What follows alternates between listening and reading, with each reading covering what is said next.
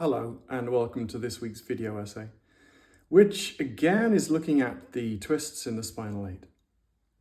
But this week, whereas last week was kind of a semi-comprehensive look at how the postures link together, like beads on a mala or pearls on a necklace, this is looking at the natural imbalances inside the body, of how when we do a sequence and we do it left hand and right hand, if we really pay attention, we become aware of the differences in our left and right.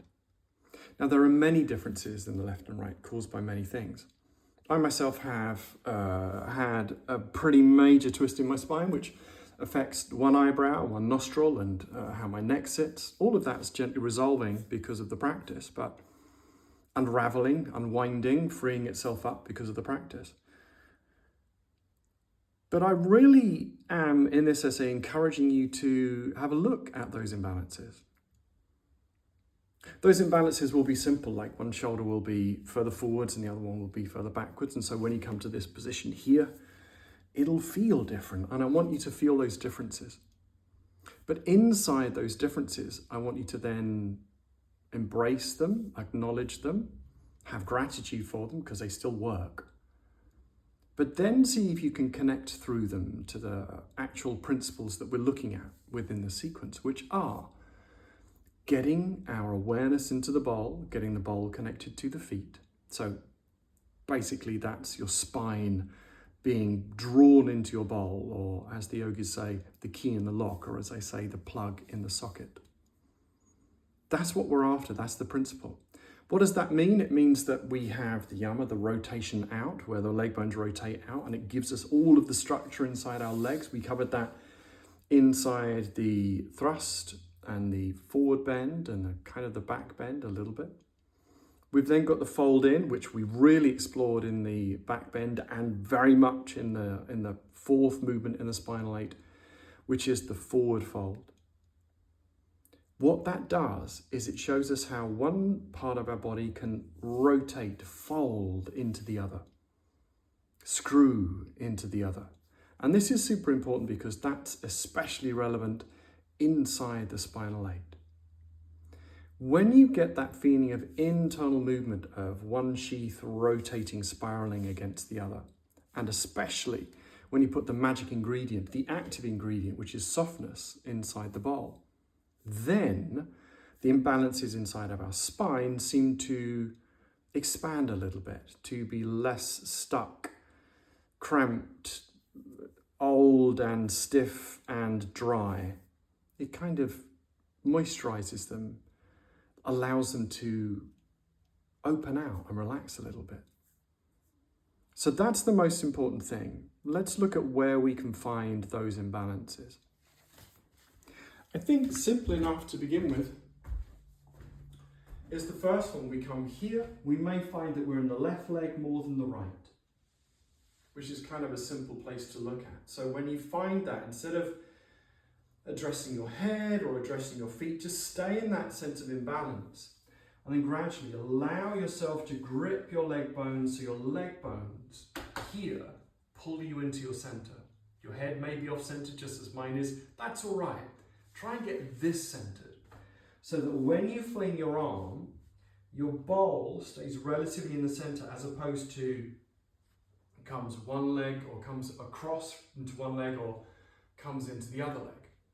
So when the arm goes, you stay in the middle, you stay connected. And here you're just going to see how that feels like. And when you turn, what does the reach feel like? Where does it go? Where do you get stiff? When you soften the pelvic floor, how far does it reach? Compared to here, my left shoulder feels very different. When I look, my head moves differently. When I soften, I feel different stiffnesses. Probably around here is the most profound one. So that's one area.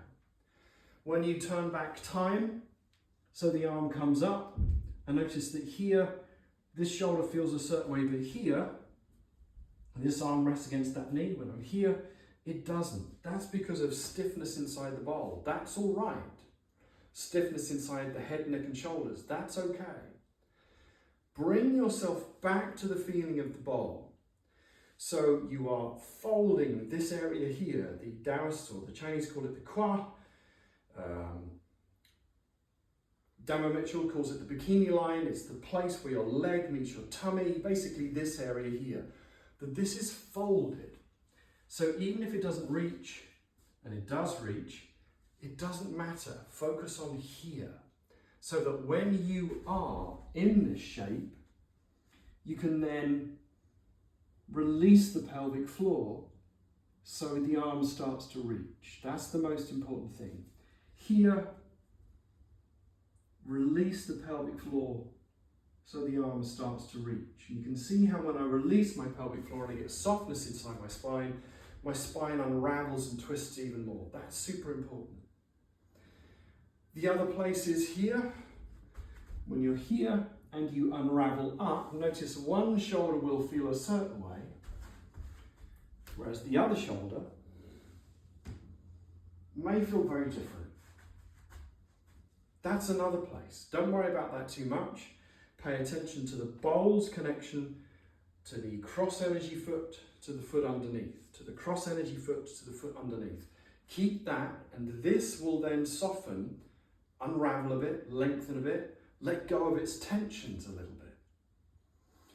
When you come to the final two twists, which is when the entire being and body moves in one direction, you feel nice and strong and secure in the foundation, the support of the elbow and the shoulder, and you rotate, spiral the bowl in on itself, and then let go of the pelvic floor.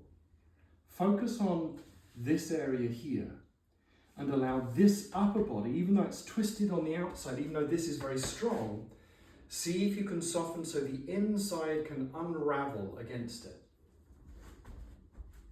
Once again, you're here, everything turns. But then as you rotate the bowl internally and then soften the pelvic floor, so that softness can move through you, it's very important that you get this sense of the imbalances being on the outside sheaths. What does that mean? The outside sheaths, well, the outside layer, the fabric on the outside of the body, the obvious muscles, the muscles that we see, the bones and ligaments and tendons that we see, let those rotate. But then when you get into your bowl, when you've figured out where your bowl is and you rotate, screw the bowl in the opposite direction, like a lid on a jar, like a bottle on a bottle top, really get those two moving against each other. So it's almost as though they grow stronger, just as the more you screw a lid on a jar, the more you screw a bottle on a bottle top, the tighter the connection gets. The more you get a vessel, it seals itself, it becomes airtight, watertight, it becomes a whole unit, a whole complete vessel. If you can get that, then that means the softness that you develop internally can't leak. It stays inside, and the only place it can travel is up through the central channel on the inside of your spine. I'm not sure if this makes sense to people, and also I'm not quite sure how many people actually watch this, but this isn't the point of the video. The point of the video is that this is how to do the sequence. So should you come across this and want to give it a go, and you find that it's not working, then go back to the basics, figure out where the outside of the body is and how it turns. Then go back to previous videos and essays and look at the bowl, the pelvic bowl, and how that works, of how the leg bones work to differentiate the bowl from the pelvis. As in the inside of the bowl, how it can turn, as opposed to just the muscles of your tummy and your back and your buttocks and your legs. Once you've got that, and you know where the leg bones are, you know where the middle of the bowl is. Then it's about softening that. So you've got three components to look at. Then all those three harmonize in their own way. They find their own nature. And in finding their own nature, they work together beautifully, like a bottle with a top and the nectar of wonder inside of it. I hope this helps. If this does help and you found something in this and you're feeling particularly generous, then consider buying me a matcha. or just going back over the previous essays and videos and giving this sequence a go, as that's a really good use of your time, because this stuff is magical. And on that note, I wish you well, and I wish you a fabulous week, and I will see you next week for the twisty side bends that are coming. I look forward to that very much. Bye-bye.